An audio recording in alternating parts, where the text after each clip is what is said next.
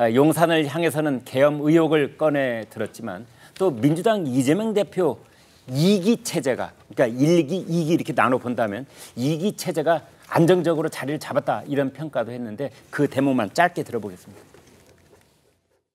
역대 야당 가운데 가장 안정적인 상태에 있다 이렇게 말씀드립니다. 민주당은 그렇게 안정되고 단합된 모습으로 현재의 윤석열 정권을 견제하고 수권의 길로 나아갈 것입니다. 사실상의 법정 연금 상태에서도 그것을 극복하는 뛰어난 집중력으로 전당대회 이후 한 달간의 과정을 안정적으로 주도해왔다 하는 점에. 자, 최 교수님, 네. 과거에 썼던 말이 이제 연금, 네. 자택연금 이런 말 썼지 않습니까? 이제는 법정연금이라는 말을 썼어요. 우리나라 정치인들이 말이죠. 말을 네. 참 잘 만들어내요.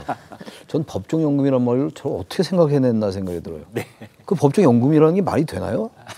물론 정치적 언어니까 그야말로 정치적 네. 단어고 정치 발언이니까 저렇게 얘기할 수 있지만 법정이 연금시킨다는 얘기지 막 이런 거겠죠. 말하자면 지금 이 사법적 리스크가 계속 이제 이재명 대표를 압박하는데도 불구하고 네. 당을 장악하고 이렇게 왔다면 그 얘기를 하려 하는 것 같고 네. 지지자들뿐만이 아니라 이제 그 중간지대에 있는 유권자들로 하여금 거의 기정사실화 시키는 것 같아요. 그런 이제 의도로 얘기한 거라고 일단 봅니다. 네. 아무튼간 지금 뭐 이제 오늘 뭐 결심 공판이 있고 30일 날 또 결심 공판이 있고 내일 결심 공판이 내일이죠. 오늘 네. 19일이니까 내일 네. 결심 공판이 있고 또 30일 날 결심 공판이 있고 이제 12월이나 11월 달 이심 선고 공판이 나오는 거 아니겠어요? 네.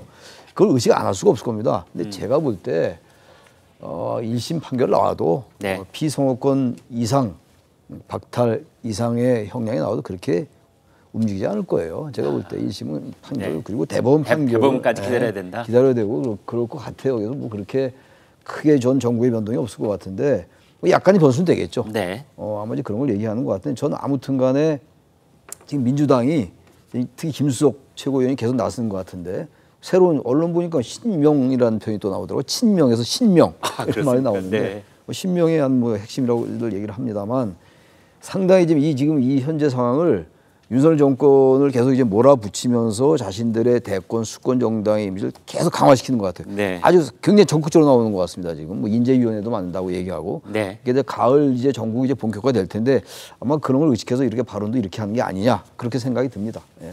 홍현주 기자, 그 이재명 대표가 뭐 대선급 조직을 꾸리고 있다 이런 분석도 있는데 대통령 선거 지금 2년 반 넘게 남았잖아요. 근데 벌써 그렇습니까?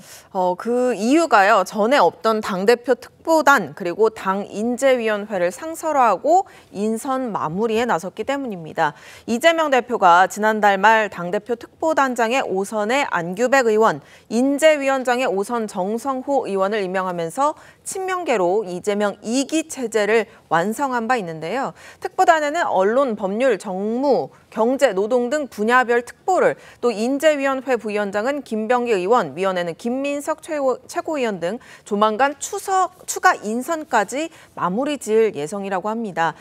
인재위원회는 통상 뭐 총선이나 대선 이런 큰 선거를 앞두고 인재를 수혈하기 위한 기구로 많이들 알고 계실 겁니다. 그런데 말씀하신 것처럼 대선이 아직 2년 반도 넘게 남은 시점에서 이 위원회를 조기 가동해 인재를 좀 미리 찾아두려는 거 아니냐 이런 말이 지금 나오고 있는 거고요. 이 대표는 대선 후보 등이 두는 수행실장직도 신설해서 초선의 김태선 의원을 임명했고요. 대선 캠프가 주로 두는 공보단도 운영하고 있습니다. 네. 자, 박 의원님.